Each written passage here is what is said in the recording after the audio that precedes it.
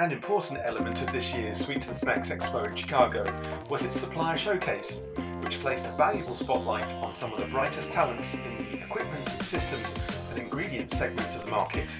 We catch up with some of the key businesses that were showcasing their talents this year to gain the lowdown on some of the major developments that were hitting the marketplace for this year's show, which very much celebrated its 25th anniversary in genuine style, as we discovered walking the halls of McCormick Place in Chicago. Back at the show again. Well, it's been a long 2.5 years since we could travel, and I'm really glad to be back. My old stomping grounds, because I used to come and see customers here quite regularly, and I'm happy to be back. And this is the start of our long planned trail of visits that we're going to do. Obviously, it's the 25th anniversary here of Sweets and Snacks. How significant do you believe it is to be here and be part of those celebrations? Oh, this is a very good start to the travels, and this exhibition provides us with the opportunity to see some of our valuable customers, and so tomorrow we're going to walk the aisles and meet them as many as we can. In terms of NID and TNA as well, it's been a tough couple of years for everybody in terms of the pandemic. How would you best describe how the business has coped with that? Yes, I think the business has coped well with it, because in the confection industry quite often the tough times result in more people buying the confectionery as a treat. So in a strange way, confectionery industry often does better during tough economic times. And on the heels of that, the suppliers to the confectionery industry do rather well during that time. So we cannot really complain. Plus, on top of it, with NID now being part of TNA, it's given us the opportunity, the funds, the resources to update our equipment, the design, the efficiency, and this is what we've used the last few years since TNA's takeover of NID. Brilliant, and obviously it's a very special anniversary for the company, with it's been its 40th year. Can you sum up what that means to have made it to that milestone? Well, 40 years anniversary, it speaks for itself. We must be doing something right, and we supply equipment that's technologically advanced and quite popular, especially with large capacity, large production, and I think we're doing well. And as NID, we're a very good fit with TNA, both are Australian companies. We're close to the management, and they appreciate what needs to be done in the confectionery division. It's correct. We've concentrated in our new developments on improving efficiency of the equipment, using not only sustainable materials, but making sure that the equipment lasts a long time and requires minimum of replacement parts and consumables. And in this way, we are contributing to the efficiency of the whole process. That's very good to hear. And just as a final thing, in terms of the American market here, the business has expanded over the years. How significant is America to you? The American market is one of the most significant markets for the company. We're very well known here as NID and as TNA as well, and this is why I travel all the way from Australia to support our sales efforts here, because very important market, and we have a lot of customers, repeat customers. They're expanding and they need our help. We're happy to provide it. Brilliant, thank you very much. We invested heavily in stevia over the past decade, and what we're doing is, over time, we're figuring out how to improve the flavor and the functionality of stevia. And so recently we launched a product called EverSweet Stevia Sweetener, and just a few months ago we launched a new product, and that's called EverSweet Plus ClearFlow, and what that is a stevia sweetener and a natural flavor. And so the benefit of that is it helps mask some bitterness, and it helps curb the sweetness linger that you typically have with some older legacy stevia ingredients. That's brilliant, and as you were saying earlier, it's got a strong application across the food and drink sector, but chocolate confectionery is in the mix there? Yes, exactly. So we initially developed the ingredient focused on the beverage industry, but what we found is that we've used it in different applications, and we found that it works quite nicely in a chocolate application.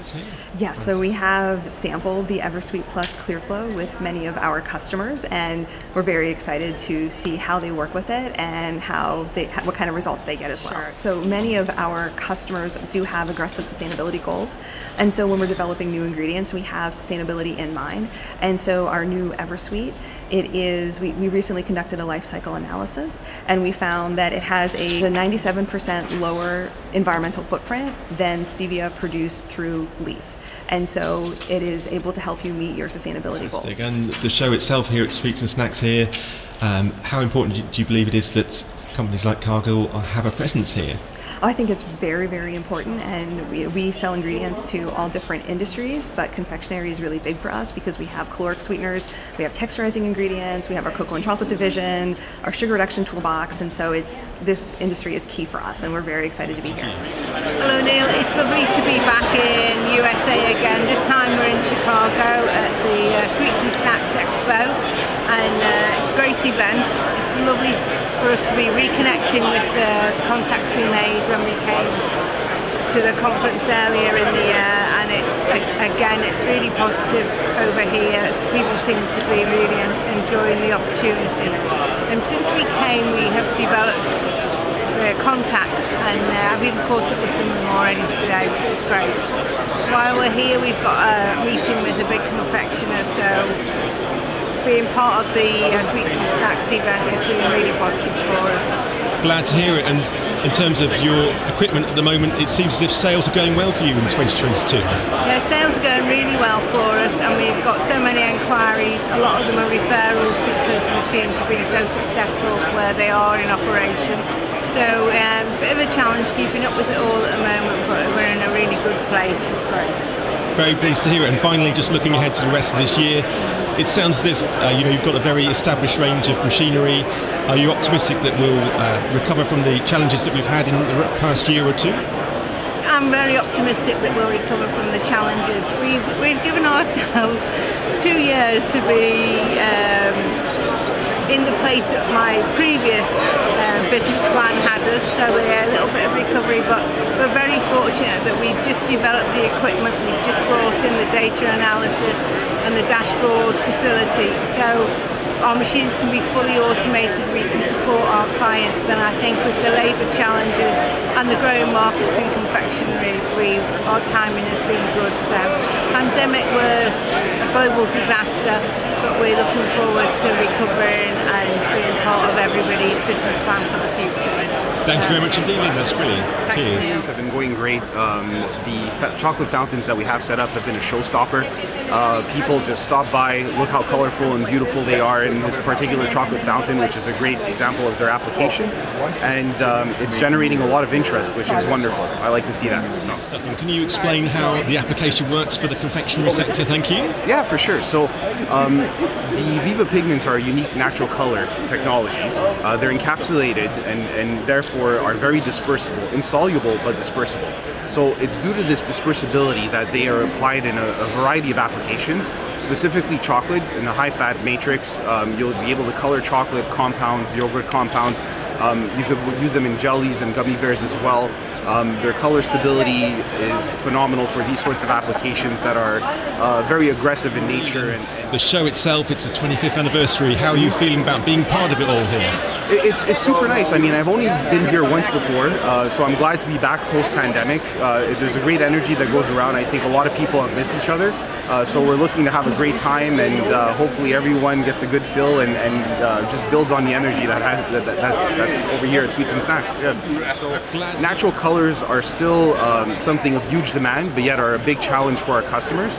And as they always say, we eat with our eyes. Our customers always want something vibrant and eye-catching, and something that will tempt their palate before consuming.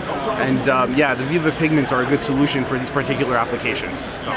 You're from the area yourself here. How much does Sweets and Snacks as a show mean to you in its entirety? So it's wonderful. I mean, I would say it's a great platform where new companies could come on board and showcase their products, whether it's your traditional candy or health-oriented products. New innovations are shown on the platform as well. There's been no shortage of that this year, so I could say that it's good to be back, and it's great that everyone is on full steam ahead on 5th gear.